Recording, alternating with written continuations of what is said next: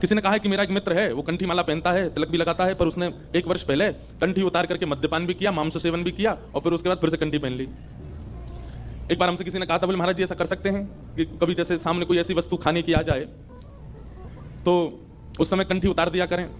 वाह, मतलब कोई अपनी वो चल रही है क्या कोई कि बस एक बार धारण, मतलब ये तो वही बात हो गई कि अब बोलने में तो अटपटी लग रही है पर है तो सत्य कि विवाह के बाद पत्नी किसी अन्य पुरुष को देख के सोचे कि मैं मंगलसूत्र उतार दूं थोड़ी देर के लिए, हैं? कहीं इसको ये ना पता चल जाए कि मैं विवाहिता हूं। ये कितना बड़ा अपराध है।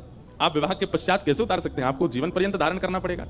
जिस प्रकार का अपराध वहां है उसी प्रकार का अपराध यहां भी है। आप व्यंजनों को देख करके और मद्य आदि पान के लिए कंठी उतार दे रहे हैं, फिर पा ले रहे हैं, फिर उसके बाद फिर कंठी पहन ले रहे हैं। ये तो घनघोर अपराध है, ये तो करना ही नहीं चाहिए। आप ये सोचिए तुलसी जी कितना बड़ा अपराध देंगे आपको।